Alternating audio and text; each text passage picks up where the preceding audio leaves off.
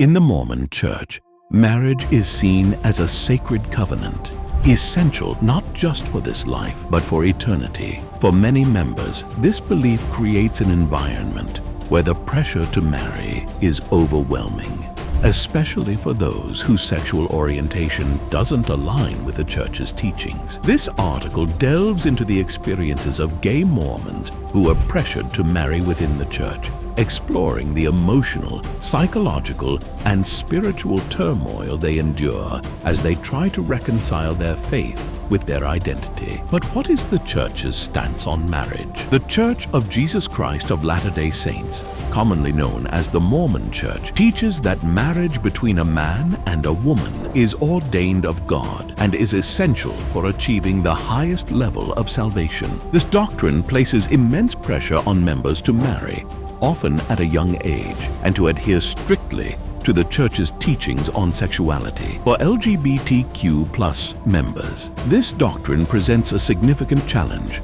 While the church has softened its stance in recent years, distinguishing between same-gender attraction and homosexual behavior, the expectation remains clear. Gay members should either remain celibate or enter into heterosexual marriages. This expectation is not just a suggestion, but is often presented as a divine mandate, leaving many gay Mormons feeling trapped between their faith and their identity. So what is the pressure to conform? Here are stories from the community.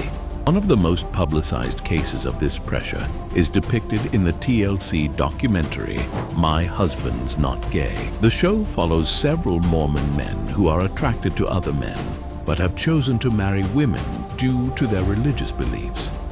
These men openly discuss their struggles, revealing the deep emotional and psychological pain that comes from trying to live a life that is not true to themselves. Despite their best efforts to make these marriages work, the underlying tension between their sexual orientation and their faith is palpable.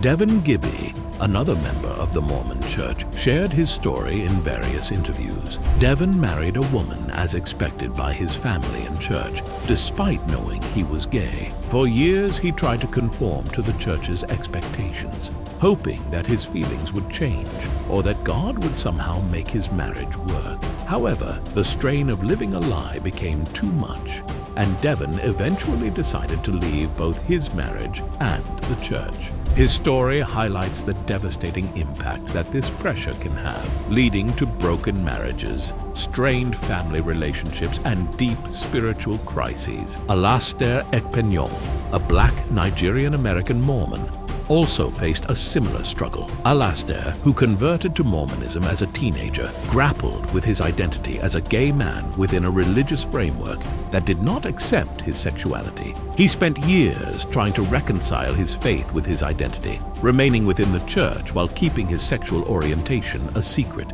His experience is a testament to the internal conflict many gay Mormons endure, torn between their love for their faith and their need to live authentically. Now, what is the emotional and psychological impact for these people? The pressure to marry in the Mormon Church can lead to profound emotional and psychological distress for LGBTQ+ members. Many, like the men in My Husband's Not Gay, enter marriages with the hope that their faith and commitment will overcome their sexual orientation.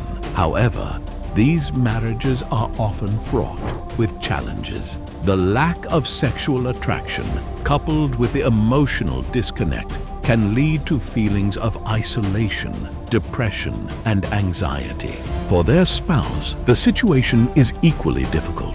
These women, often unaware of their husband's struggles before marriage, find themselves in a relationship that lacks the intimacy and connection they were promised. The emotional toll on both partners can be devastating, leading to broken families and deep personal wounds. But is the church at a crossroads? The Mormon Church is at a crossroads in its approach to LGBTQ+ issues. While the church has made some efforts to be more inclusive, this leaves many gay Mormons in a difficult position, feeling that they must choose between their faith and their true selves. The Church's stance on these issues has also led to significant public controversy. For example, the Church's support for California's Proposition 8, which aimed to ban gay marriage, sparked a nationwide debate and led to widespread criticism. Within the Church, this stance has led to painful divisions, with some members leaving the faith altogether, while others continue to struggle in silence. So, what is the path forward? For many gay Mormons, the path forward involves making difficult choices about their future. Some, like Devin Gibby, choose to leave the Church to live authentically, despite the personal and familial cost.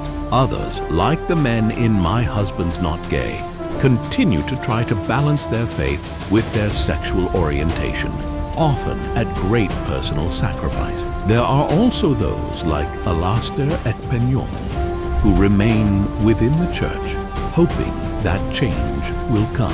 Alastair's story is one of quiet resistance, where he chooses to stay true to his faith while also acknowledging his sexual orientation, even if only privately. The stories of gay Mormons pressured to marry within the Church are a powerful reminder of the complex intersection between faith, identity, and community. These individuals face immense challenges as they navigate a path that often feels predetermined by others, rather than chosen by themselves. Their experiences highlight the urgent need for change within religious communities, where acceptance and understanding should take precedence over rigid adherence to doctrine.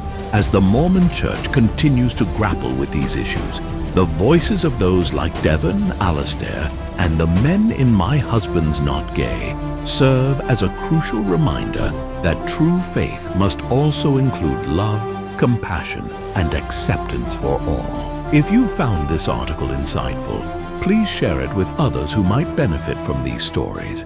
And as always, feel free to leave your thoughts and comments below. Bible Short Stories, signing off.